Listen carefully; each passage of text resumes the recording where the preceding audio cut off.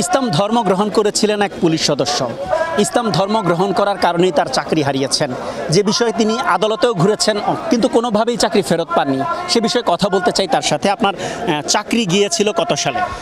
2012-তে 11-তে আমার নামে বিভাগীয় মামলা রুজু হয়। 12 সালে আমাকে ডিপার্টমেন্ট থেকে ডিসচার্জ করা হয় আর কি, ডিপার্টমেন্ট থেকে চাকরিচ্যুত করা হয়।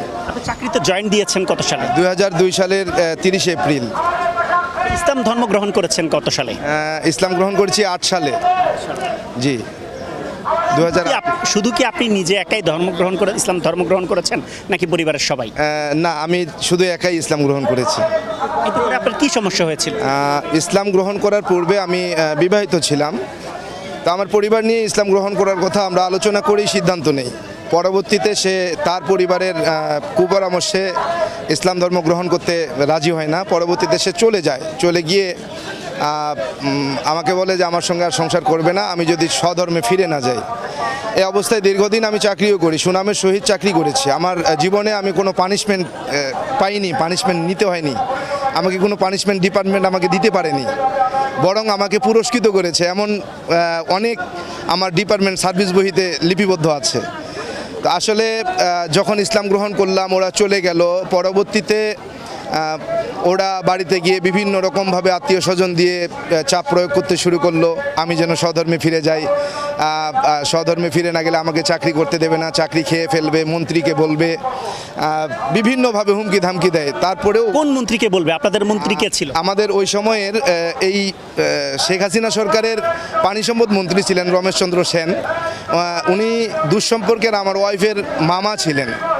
তো যেহেতু তাদের আত্মীয়, সেই সূত্রে তাদের একটা প্রভাব ছিল যে আমাকে চাকরি থেকে তারা সরাতে পারবে। তো এইভাবে হুমকি দিতে থাকলো যে আমি চাকরি খেয়ে ফেলবো, চাকরি করতে দিব না, জেল খাটাবো, বিভিন্ন রকম হুমকি ধামকির পরেও যখন আমি স্বধর্মে ফিরে যেতে অস্বীকৃতি জানাই, তারা বিভিন্নভাবে ডিপার্টমেন্টে অভিযোগ করতে শুরু করে।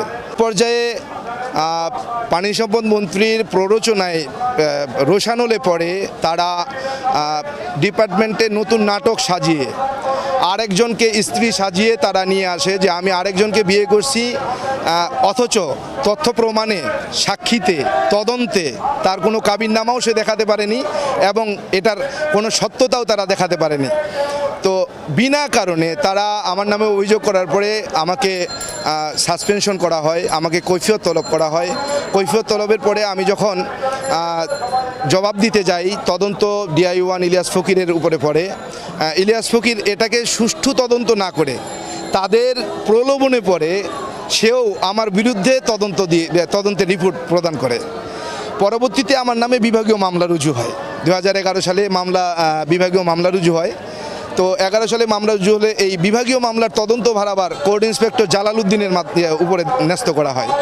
জালালউদ্দিন সাহেব তিনিও তাদের প্রভাবে প্রভাবিত হয়ে তিনিও তদন্ত ছাড়াই, তদন্তের নামে নাটক করে নিজেই সাক্ষী বানিয়ে, সাক্ষী দিয়ে, সাক্ষী লিখিয়ে আবারও আমার বিরুদ্ধেই প্রতিবেদন করেন। বিগত স্বৈরাচারী সরকারের আমলে চাকরিচ্যুত হয়েছি যারা আমরা চাকরিচ্যুত হয়েছি বিনা অপরাধে, শুধুমাত্র র এজেন্ডা বাস্তবায়ন করতে আমরা বাধাপ্রাপ্ত হয়েছিলাম, বাধা দিয়েছিলাম বিধায় আজকে আমরা চাকরিচ্যুত হয়েছি।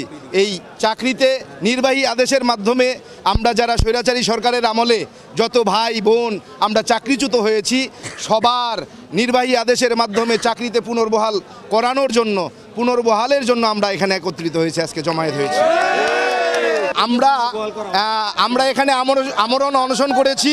যতক্ষণ পর্যন্ত আমাদের দাবি মেনে নেওয়া হবে না ততক্ষণ আমরা এই রাজপথ, এই পুলিশ হেডকোয়ার্টার্সের দরজা আমরা ছাড়বো না। আমরা এখানে মৃত্যুবরণ করব, এরপরেও আমাদের লাশের উপর দিয়ে আজকে আমাদের IG স্যারকে বের হয়ে যেতে হবে, এরপরেও আমরা এই রাস্তা আমরা ছাড়ব।